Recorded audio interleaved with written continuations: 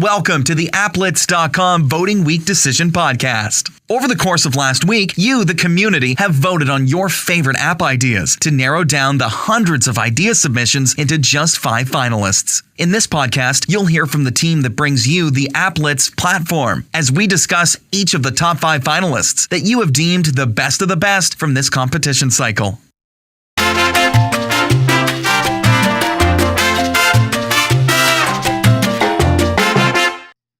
Now let's meet the team. As you'll notice, this is the same team that operates our for-hire app development branch, Designly. So if you'd like to work with us but don't happen to win this contest, feel free to shoot us an email for a free fixed-price quote at hello@designly.co. So to kick things off, I'm Keith Shields, CEO of Designly. I'm Josh Tucker. I'm the CFO of Designly. How's it going, everyone? I'm Ian Smith. I'm the Designly Business Development Lead. And I'm Jake Larkin. I'm a project management lead. All right, so let's get started. To make our final voting week decision, we'll go through each of the top 5 finalists and assess them one by one. We'll be brutally honest on their technical feasibility, the existing competition that's already out there, their usefulness, and all of the things that make an app successful. After doing so, we'll battle it out to come down to a single winner. Here's where our pre-written script ends, so be prepared to hear our real and uncensored discussion to decide where we'll invest our community's time and energy and our financial and coding resources. So let's go through the top 5 finalists from this competition cycle, and we'll get everyone's feedback as we go on each idea.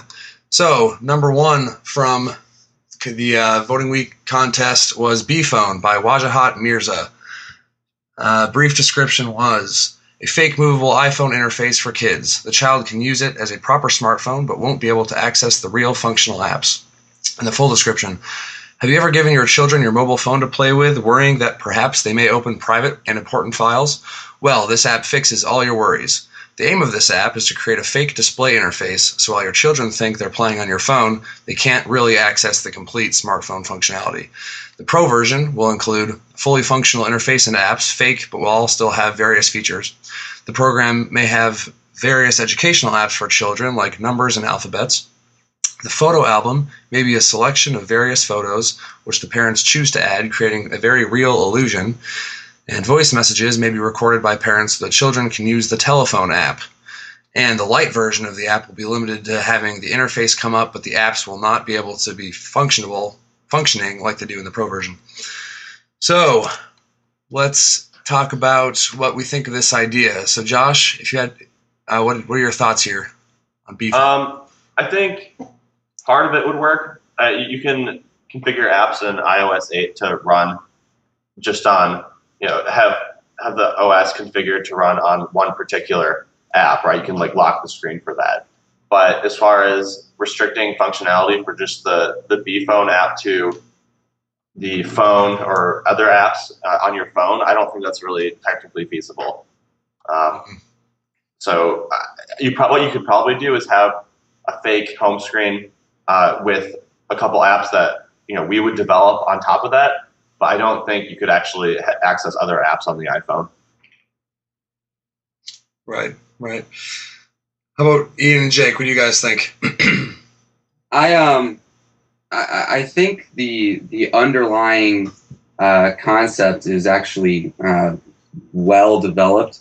You're solving a problem that I think does exist, and I'm not aware of another app that does do this. Again, I agree with Josh as far as the technical feasibility. I think it can be honed down a little bit and dumbed down. I mean, again, you're trying to solve the problem of having your kids play with something that looks like a phone without them knowing that, oh, this is not a real phone. So you don't want them to say, oh, I know that this app is fake, or I know that this phone is fake. You want the kids to be able to think that they're playing with a real phone, but you want the owner of the phone not to be confident that they're not going to be able to make any call or any text message or write any ludicrous email to someone on accident. So I think the problem is good and well defined that the app is trying to solve. Again, I think it needs to be honed down a little bit.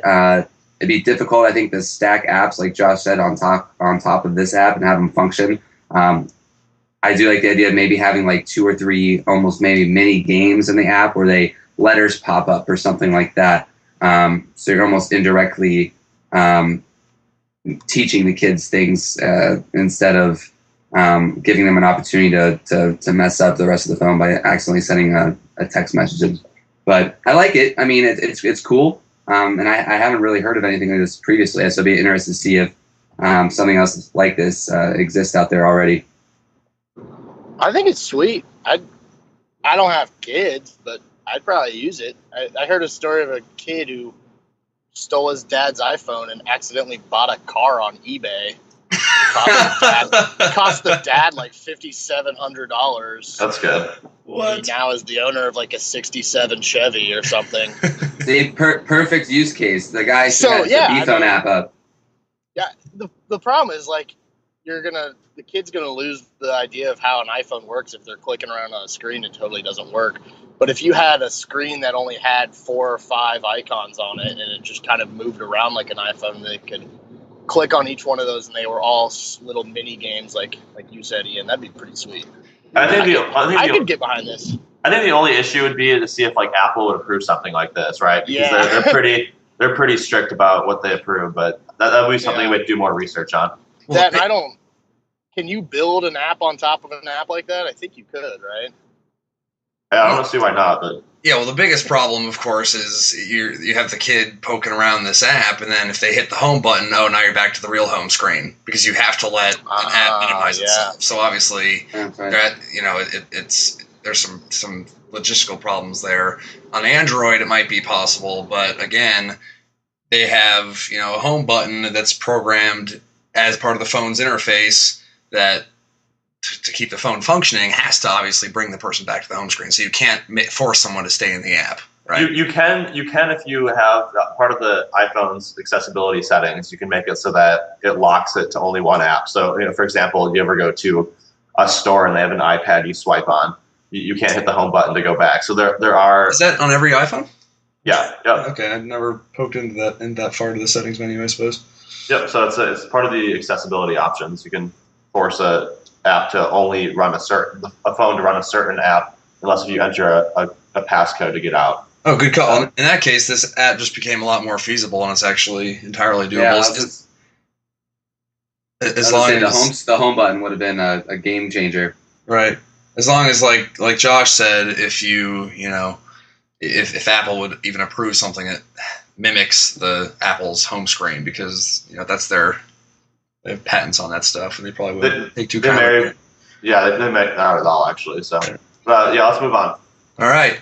Idea number 2, digital footprint, once again by Wajahat Mirza. Nice job getting 2 apps into the top 5. Some awesome mock-ups here that help explain the idea. And the brief description is, this app aims to present a creative web application that creates a digital footprint for valuable goods. For example, watches, rings, phones, and or vehicles. This digital footprint helps the honest finder to find the owner of a lost good, and will help the owner spoil the business that tries to sell these stolen goods. This application lets the owner of any valuable item enter the serial number of the product with a brief description in this app. Thus, the potential buyer or finder of the watch can check if the watch is stolen or not, and or the honest finder can check if someone lost it by looking up the serial number in this app. Josh, what are your thoughts here? I have mixed feelings about this app idea. I think it's trying to solve a really good purpose, but part of the problem is I think if you're someone who buys like a phone or a watch or a ring, you're not going to take the time to go find the app and input your valuables into it. And even worse than that is that if you're someone buying something off eBay, I mean, how can you might not even know if that item is stolen or not because you're not going to think to check the app. So it requires all parties to be aware of the app, as well as have those all parties enter the serial numbers in for the device. So I think that's going to be the biggest barrier to entry. But I think it is a really neat idea. Yeah, I think it's a cool idea. I think there's 2 major problems with it that would ruin the ability for it to gain market shares. A, you'd have to have a ton of people be active users in this app in order for it to work. If I find a set of glasses on the ground, type in the number on this app, the person whose glasses those were the owner of would have also had to type in the serial number or whatever, the identification number of the glasses into the app in order for me to look it up. So you need to have a ton of people using this, a ton of market share in order for this to even work. And B is exactly what Josh said. If I buy this on eBay, and a lot of times if you buy stuff on eBay or through other, goods and service exchanges programs, I mean, you don't ever see the serial number, so how would you know if it was stolen or not? So again, I think it's trying to solve a cool problem, but needs a little bit more work. Yeah, it's a big critical mass problem, really, what it comes down to. But I don't really have anything beyond that. I could see myself using it, but I don't know. You'd have to have some strong examples of when it works to get people on board. But I think there'd be too many cases of when it doesn't work and people frustrated that they had their item on this thing, but they weren't ever returned to them back. Right. Which could be a big problem. But again, it's a pretty cool idea. But you just need to have a lot of people on board to get it to work, and a lot of good people. And people generally, when they find a Rolex, I don't know what percentage will actually return that Rolex. Right. That's tough. Yeah. That's a very slim number of people. We're betting on humanity here. Yeah. Yeah, you're making a bet on critical mass and humanity, which is not a good stack of bets. Right. Yeah. The other problem is too, how would you prove ownership? Right. That's another issue. Like if you go through the app and you'd have to find a way to prove ownership. Sure, you can match up serial numbers, but how many people are going to be writing down their serial number when they first get a product? So it's there's multiple issues as far as the difficulty of onboarding a community to get to that critical mass. I might be weird, but I actually do keep a spreadsheet of all my serial numbers of expensive things I own. So yeah, you're weird. I am that weird user, but I just don't think that even my spreadsheet, if that was public, someone would ever actually return something of mine. If someone found my MacBook, I doubt it's coming back. Right. Yeah, so I can see this being useful in the case of you're buying something in person at a pawn shop and you just type in the Rolex's serial number before you buy it because you're looking at it, you're holding it, you turn around and type that in real fast into your app just to make sure it's not stolen. But like Ian said, I think the biggest problem is you buy something on eBay, you're not going to know that, you're not going to see the serial number to be able to type it into the app until you have it in your hand, right? When it's you've already purchased it. And what if there's, a no refund policy or, what are you going to do? You're going to call eBay and say, hey, the digital footprint app is telling me that this is stolen, kind of too late now.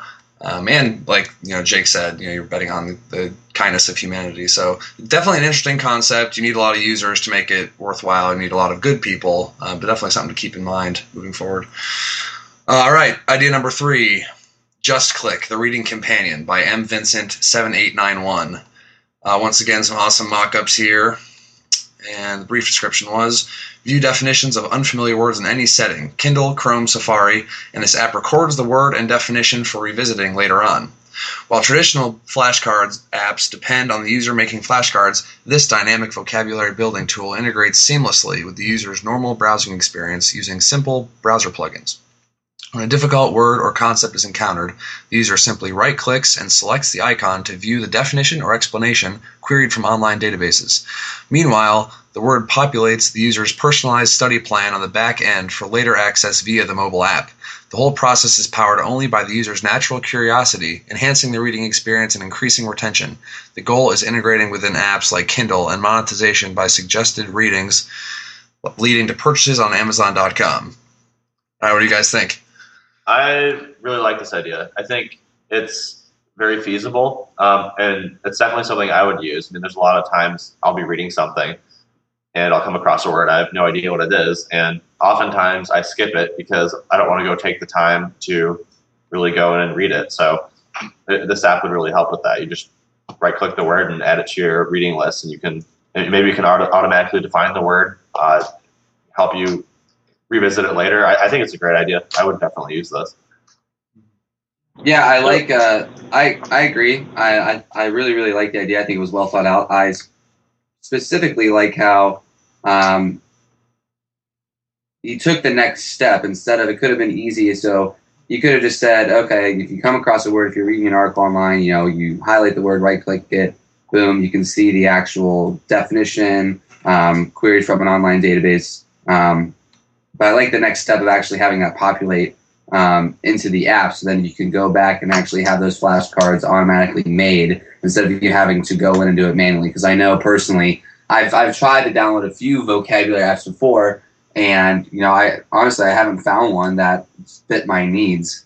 A lot of them required you to go ahead and make your own flashcards, and then it would send you push notifications like, hey, remember to study, but nothing that automatically populated. So I really do like this idea. I love the mock-ups too. These are really, really nice. Mm-hmm. Yeah, the mock-ups are nice. I was worried though, because doesn't iOS already do defining of words right there on the screen if you highlight them? It does, but if you were, let's say you're in the browser and you want to look up a word, you could have an extension so you could like right-click it and hit add to the app, so it would. Okay, so it's more of a memory type thing where you're saving things. Sure. Yeah. Yeah, I like that, because when I read, granted, I usually read a hard copy of a book, but if I am reading, I spend twice as much as I actually should be spending on the book, because I end up looking up different stories and going off on tangents on Wikipedia and stuff, like the background behind a story, and that usually is just because I wanted to look up like who one person was. So I can see myself using that while reading a book too, not even just studying, just to keep track of like all the tangents I went on while reading it. And that's usually where I learn a lot. But studying, of course, if you're reading it to learn for a class or something, that would be pretty cool. Like Ian said, the second step of where it stores all these things and makes a repository of what you were looking up and what you were confused about. That's pretty sweet. Yeah, I love the concept. You're sitting there reading, a website, and you're like, oh, that's a weird word. What is that? You highlight it. Boom, there's your definition. Right click, send to app, because you're like, oh, I want to add this to my vocabulary. I'd like to learn that word, and use that day to day. And now it instantly shows up on your phone, and that solves the biggest issue. Like Ian's saying, most vocabulary apps, you have to sit there and type in your words you want to learn by hand, or the concepts you want to learn by hand, and sure, then it'll make flashcards for you. But that's a lot of input, and this will make that instant, right, and send it directly to your. Is this pretty technically feasible? Oh yeah. Is there a send to app? Yeah, I mean, highlight? Right. As long as when we made Angel Clicks, it's kind of the same deal. You can associate a website with a charity, and anytime anyone goes to that website with the Chrome extension, it'll pop up and send that info to the app. And so, as long as you are utilizing the same backend database, and you just log in as the same username and password on both the Chrome application and the iPhone app, the Chrome extension and the iPhone app rather, then you're good to go, and you can pass information all day long. So definitely technically feasible. Cool. Good stuff. All right. Number 4, SnapMap by Volts GJ. Brief description. SnapMap offers you a quick and easy way to share your location with friends and family for a period of time set by you. Location sharing made secure. Full description. Do you want your friends to see your current location but don't want it to be public or visible to strangers? My idea is that you pin your location and set a time limit on how long your location will show up on a map on your friend's phone. The app would show various businesses nearby and could be filtered by business type. You will not be able to export your location to other social media. It is basically Snapchat for maps, SnapMap, if you will. What do you guys think? I mean, I don't see how this is much different from the iOS 8 texting sharing location function. It's the same thing. It's Snapchat for maps, Josh. No, well, it's just like I don't understand how it changes, because how it's different from the texting features on iOS 8. Because you pull it up right now. I'm on my phone. You can hit share my current location or share my location for 1 hour indefinitely, end of day. So there's already time limits on how long you can share it. So. But that's to a single person, right? This would be to any of your friends in the app. Well, I mean, you can use this for a group chat too. Yeah, you could do group chats. Maybe I'm going to take a wild guess here that most people don't realize that option exists, because this is the second time Voting Week had a location sharing app in it. That's true. So I'm guessing most people don't realize that that's hidden inside of iOS messaging system. Mostly because Apple didn't really talk about it when they brought that on in iOS 8. But yeah, I mean, this exact feature does already exist on every iPhone, and you don't need to download it to use it, which would be the downfall of this, is everyone's got to have the app in order to check their friends' locations. Yep. Yeah, another interesting comment. I mean, my biggest issue is I like the tag Snapchat for maps. Yeah, that's an awesome name. I like that tag. The only thing is, when you get a Snapchat, most of the time when you get a Snapchat from your buddies, you know where they're at. I mean, you get a Snapchat from someone who's sitting on the patio of some restaurant that you always go to, like, you know they're at that restaurant. Or you get a Snapchat from someone like, they said they're going on vacation. Oh, they're on the beach. Like, you're getting when most of these Snapchats, when the person is actually in it, it's like a selfie Snapchat. You know where they're at. So, and Snapchat does a great job of that already. And then you have the whole idea of, you have your Snap Story, where you're basically taking a bunch of Snapchats spliced together and showing like the story of where you've been that day. So I think Snapchat almost kind of indirectly solves the same problem here. Well, they have those filters. They have those filters too that will show you like where you are, right? Yeah, it does. Exactly. Who's to say Snapchat can't just jump in this game and add an extra button to their app for anonymous sharing? Exactly. Yeah, that's my biggest issue with it, is what are the odds that, Snapchat, like Josh said, boom, you share your location along with this snap, and now your entire app concept is for nay. Done. Yeah, they already have something similar to that too. So they have like a filter you can add in. So it's like you can add your location for like, hey, I'm in Orlando right now. Like does it automatically just like geotag your snap or something? What is it? It doesn't do it for every location. It only does it for basically if there's like a festival in the city or something like that. Basically, if you swipe left, there's a filter that'll say like Sundance Music Festival, like at the bottom or something like that.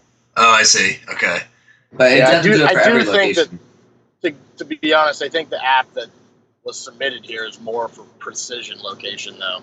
So, like, knowing someone's in Columbus doesn't mean anything if you're trying to find them. Mm-hmm. True. Yeah, so it all comes back to the iOS 8, share my location for 1 hour feature that's already there. So it's still kind of redundant. And find my friends. And we didn't even bring that up, but that exists too.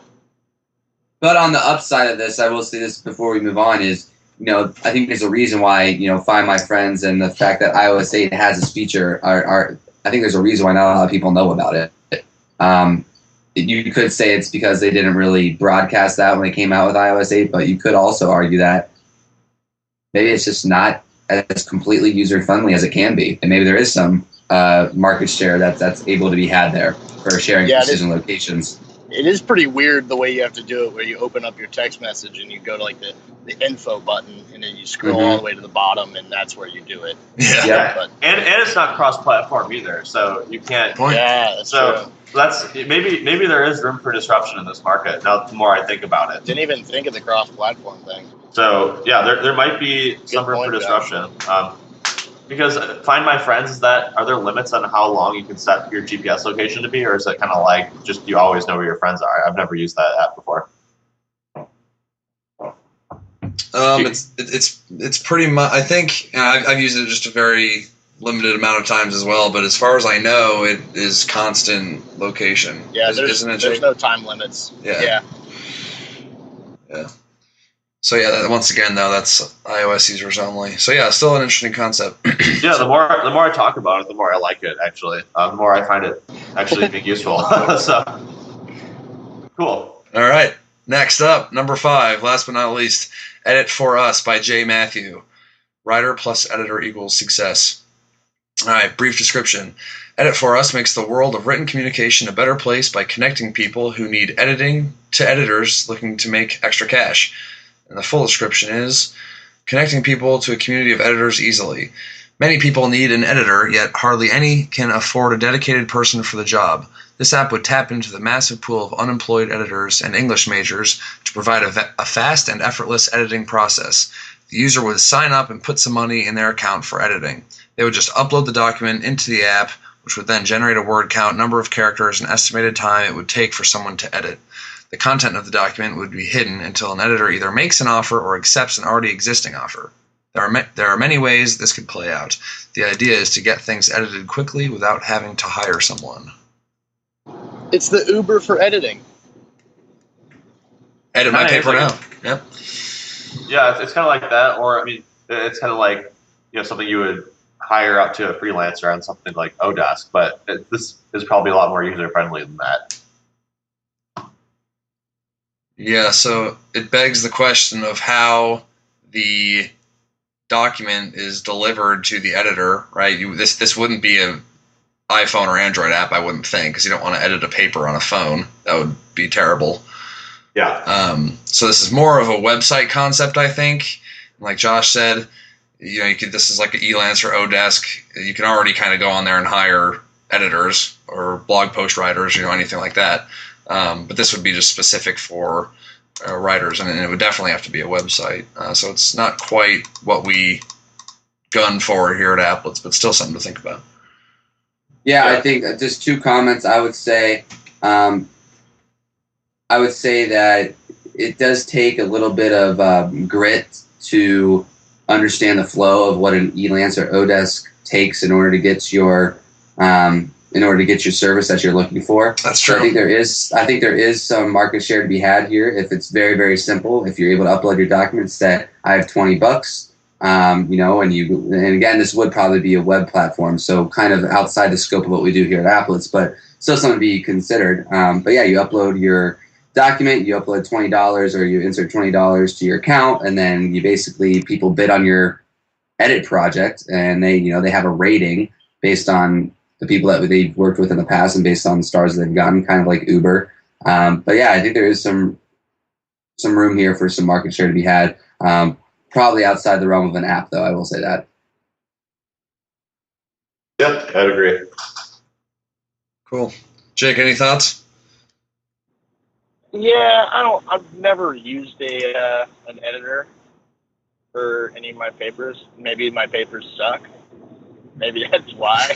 But, I don't know. I couldn't see myself using this, but I could see a market using it. If there's editors on Elance, then clearly there's people who go to Elance for it. But yeah, Ian's right. Elance is not the most friendly way to get somebody to help you out.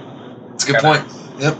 Multi-step process, and it's kind of confusing. But if this was like, drop your doc file here in 3 hours, and $5 later, you'll have an edited version.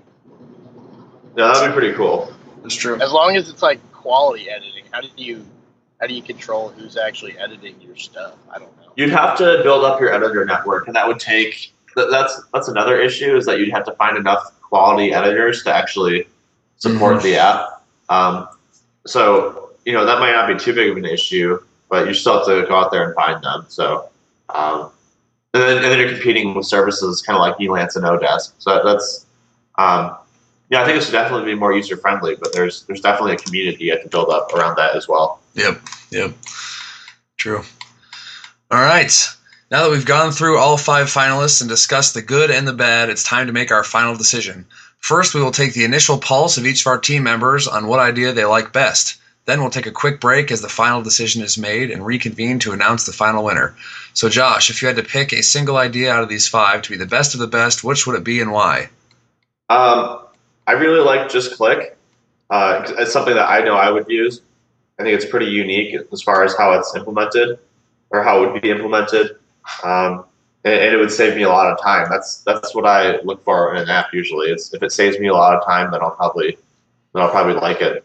So yeah, that's definitely my favorite. But a close second right now is actually SnapMap, because it has the close or cross-platform ability, or could have that ability. Mm-hmm. And it kind of fills a void that maybe might not be taken by, the iOS 8 location sharing feature or any of those location sharing apps. Awesome. Ian? The front runner right now in my mind is Just Click. I think it solves a good problem that all 4 of us would use if the app were to be the winner and if the app were to gain market share. and if all four of us, it sounds like, would use something like this, I'm sure there's plenty of other people out there that would use it as well. So JustClick's definitely the front runner. I am interested in possibly having SnapMap, having the idea kind of being fleshed out a little bit more. I think it has a good premise and it has a good concept, but I think it could be a little bit more detailed. But yeah, right now JustClick's the front runner for me. All right, Jake, how about you? I'm going to be different. I'm going to go with the B phone. Although I'm not a parent, I have no idea how big this problem is, nor do I really know if there's something else that kind of exists that does this. So those are some strong conditionals, but Yes, I think it's a cool idea, pending finding out both of those answers. But I don't know. I could see this being used a lot, and it's pretty helpful if you have a kid and you just need to distract them with some weird games on your phone, but you don't want them to buy you a '67 Chevy Indeed. on eBay. Good point. So I'll be different. Hey, being different's good. Cool. So as far as my vote's concerned, I think I would pick JustClick just to conform with the crowd a little bit, and I would be most interested in making this if it were simplified to just vocabulary words. And Vincent 7891 flexible in his API submission and the was ability talking to about select the both nearest data center concepts location. and We use them for vocabulary every words. project we're involved with, But I and think they the have been a power in this blessing for our app would company. be, oh, I If don't you know wanna that learn word, more well, about I'm how to reading deploy on NPR's website. DigitalOcean, I'm going to right click go on to it, see the definition, and then it's going to prompt me with push notifications once every 24 hours or whatever my settings are to go and review my new vocabulary words for the week until I learn them, and then I can check them off, and now they're in my brain, right? And if you do some sort of automation behind learning new vocabulary words, I think that's awesome. So that's my vote. Cool. Great. So we'll be right back as the final decision is made. So you guys can stay tuned for your final winner announcement. This podcast is supported by our partners at DigitalOcean. They have created the fastest and most convenient cloud technology to help you easily and more efficiently manage your infrastructure so you can get back to coding. They provide all their customers with high-performance solid-state hard drives, a flexible API, and the ability to select the nearest data center location. We use them for every project we're involved with, and they have been a blessing for our company. If you want to learn more about how to deploy on DigitalOcean, go to www.designly.co/DigitalOcean. Thank you. Welcome back. After going through further market research and technical feasibility, our decision is made. Ian, can I get your now infamous drum roll, please? Serious? That was a serious one. Our final winner is JustClick, the Reading Companion by Vincent7891. This is a great idea with some great mock-ups, and the entire team loved the capabilities of this app and what it offers, and we would all use it, so that's a great hint for what one we should make. And we think we will probably talk about limiting it to vocabulary only. That'll be a little bit easier to execute. And you can, like I kind of mentioned during our discussion, it'll be easy to then go and add prompts and push notifications in the app to, hey, come review your vocabulary. You haven't looked at your vocab words in the last 7 days. Things like that. That'll kind of add some real value to this concept. So a big congrats to Vincent7891, who will bring home 15% of all the profits this app generates once we design it, develop it, and push it out to the App Store. If you're interested in this concept too, you can participate in its creation on the Applits.com All Projects page. The more you help over the course of the next 2 months, the more points you will earn and the higher you'll place on our points leaderboard. Remember that the 3 users with the most points at the conclusion of next competition cycle will earn percentages of future revenues in this app.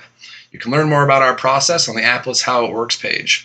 So thanks for listening, everybody. Applits is hosted by Designly.co, a creatively bold and humbly priced app development firm specializing in fixed pricing and high-quality work. You can see our professional portfolio and inquire about your next project at www.designly.co. That's all for now. Until next time.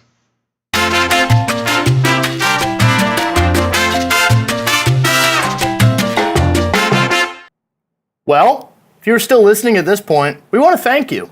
Applits is all about creating a community of individuals who want to see great products made, and we want to continue sharing with you the nitty-gritty details about how we make those hard decisions.